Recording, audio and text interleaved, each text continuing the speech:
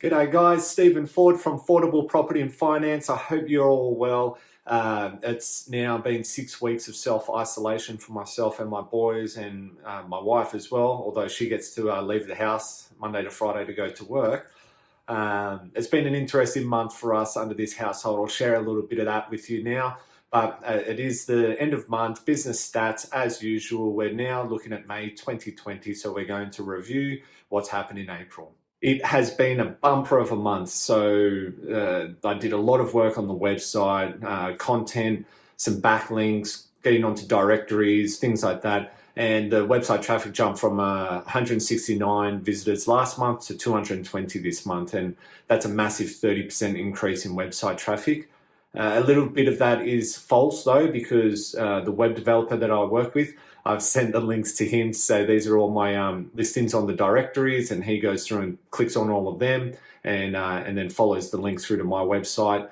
So looking at the breakdown on where the sources of traffic came from, the referrals did jump from 5% up to 10% for the month. So a little bit of a false read in there, but it's only 10 clicks in the bigger scheme of things. Nonetheless, what I'm doing is working. That's the key. I also had the marketing guru start and doing some work on some of the posts. And one of the posts that performed exceptionally well was a story about a client who were refinancing their loans. They're on quite high interest rates. Pardon me. And I've been able to refinance them to something which is a lot more competitive in this market where we're seeing a rock bottom interest rates. And they're going to save $14,000 in interest repayments, just doing the comparison on what they're on now to what they will be on. And then because of the offers, the appetite for the lenders at the moment, they're offering all these cashbacks. And a cashback for a refinance means that when you bring new lending to them, they will reward the client with a cashback of $2,000, $4,000, $1,500, whatever it is. And so they're going to receive another $8,000 worth of cashback. So that's $22,000 to refinance in a time when there's a lot of uncertainty in the world, and $22,000 in anyone's pocket, I'm sure would be welcomed. So that story went out on social and we had some really good responses and reactions and reach. I've actually launched the YouTube videos this month, or last month I should say, in April. And that's exciting too, because I've now got enough videos in the video library to push one out per month. I've done a lot of filming this month as well, so I can get a bit more stock onto the library, educational pieces, different things about negative gearing, depreciation, how to prepare for a home loan, and a bunch of other stories. That the other numbers, direct traffic to the website, that went from 10% up to 27%. And maybe that's because of the social and the videos and people thinking, oh, let me check out this website and see what Stephen's up to. That did impact the organic though. That dropped from 70% down to 62. So nothing major. The big win of this story is that the volume of traffic and people hitting the website has jumped by 30%. And looking forward to next month and just keep working on this. Another interesting one about website traffic, SEO, social, in that space for the business. As we all know, it's essential. I've just drawn up this little sales funnel, and this all sits at the very top of the sales funnel. You've got to get traffic. You've got to have conversations. You've got to speak with people to at least engage and commence the sharing of information, the education piece. I've got all these different tools, such as a free ebook that I'm writing, and that's going out. That'll just be goodwill, really. It's going to be for free. People can download it. Hopefully they get something from it, learn something about finance and home loans, and with that, develop some trust. Therefore, if there's trust and they're looking at my logo, then they come back to me, and that might be the 1 to 2 year kind of gestation period for acquiring new business. Then you've got other things like the sales funnel and the paid social. We're looking for someone who's interested in a home loan.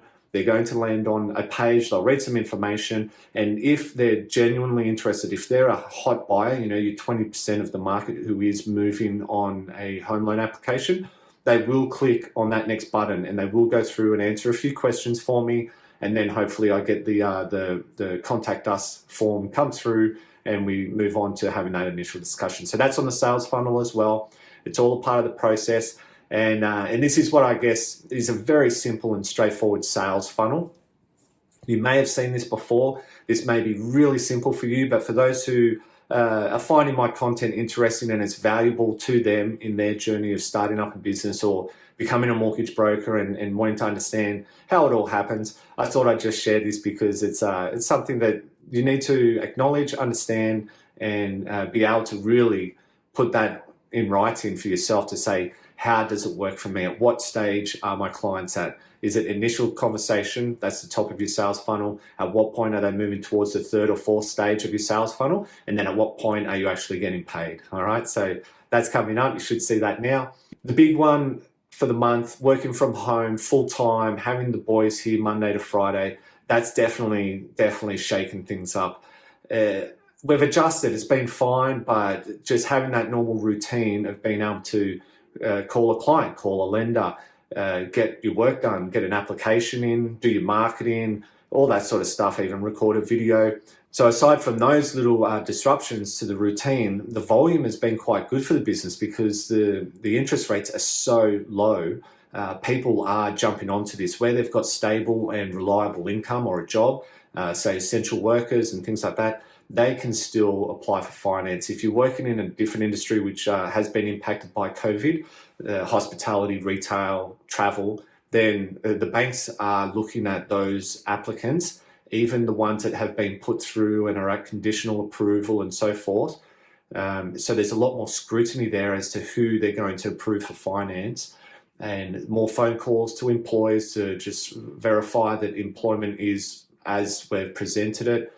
The turnaround times for the lender to pick up the file, to assess the file, they've all blown out.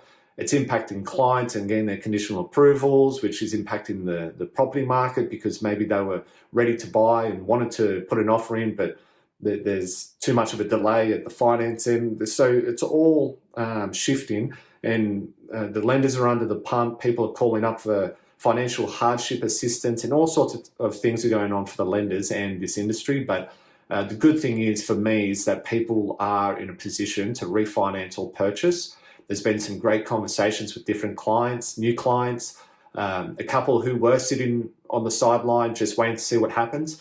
They've actually made a move to jump in and proceed with a purchase and so forth. So a lot going on for me this month, along with having the kids at home full time. In Australia, we're really fortunate because we're seeing a reduction in new cases for COVID. Fingers crossed, like we're in the low teens, just bouncing around that 14, 16 and 12. Fingers crossed in another 2 weeks, that'll be in the single digits. And then maybe another 2 weeks after that, once there's some confidence that we've got a lid on this. So everyone remain vigilant, don't go outside, just let's keep doing the right thing and make sure that this drops all the way down to zero. And by June, we might be back to what could be a more flexible lifestyle, work arrangements, and get the economy going again. So for me personally, I've got a little bit more to go with the at-home schooling with the kids full-time and things like that. But I got back into my training, which is really important. It's really helped me to get into that really good routine of getting out the door early, getting back home, getting stuck into some work on the shoulder of everything, every opportunity, just get some work done. And of course, manage what's going on up here and what the old ticker as well. And not that it's really important, especially for you guys who are following me to hear about my business journey, but I like to share a little bit. We've kept the boys busy by building a little backyard cubby house. They've got their trampoline. We built a little bit of an enclosed area. We're going to get some chickens. We've got the fish pond now going, and so we've got a few things going on which has kept us busy. Lots of gardening, heaps of chilies. Geez, I love chili, but that's a bit of a problem. And so yeah, we've had enough to do at home, and that's made life a little bit easier for us all. And then just a few little stories about the clients to wrap this monthly vlog up. I have been working on a trust application, so that means that the property's being purchased in a trust. And man, that has been time consuming, where I've received, a list of what the lender wants for the application. I've submitted all of that information. They've come back and said, oh no, you've submitted it wrong. Like a form needs to be signed and dated on the same day for you and the client. But the form doesn't say that, they didn't instruct that, or, oh, we missed the document, we need this as well, or, oh, whatever it is, that's been really time consuming. I feel really bad for that client because it's such a strong application, and this client does not have the time for back and forward nonsense. It frustrates the client. It makes me look a little bit unprofessional, but also he's already off the lender. He's already thinking, oh, is this the right choice? This lender doesn't demonstrate confidence or competence and all these sorts of things. So that's a hard one. That's what I've been spending a lot of time on, just nurturing that and trying to reassure the customer that things will be all right. The wins, the refinances, I shared one of them before. There was another refinance where another customer's getting a cashback plus the savings. He's looking at about $10,000 in his pocket for the month. And I had 2 awesome, amazing reviews. Thank you, Matt. Thank you, Jag. You guys, that was ridiculous. You shouldn't have written such wonderful reviews, because I don't think people are actually going to believe it. They're on Facebook. Guys, if you watch this, go back. That is Matt and Jag. Go back, copy that and put it into the Google review for me, because that would be amazing as well. But geez, thank you guys for those amazing reviews. That's my business stats for the month. I hope you all have an amazing May. Flatten the curve, hashtag stop spreading the infection, whatever it is, stay home and remain vigilant, guys. We're almost through this, and I hope you've not been impacted too much for all those poor people and families around the world where the death rates are just absolutely astronomical and horrendous. Guys, do the best you can. I know people are getting itchy feet and stuff, and you just got to do the right thing and stay home, guys. Take care. I'll speak to you at the end of May, and there'll be a few more educational videos, I'm sure.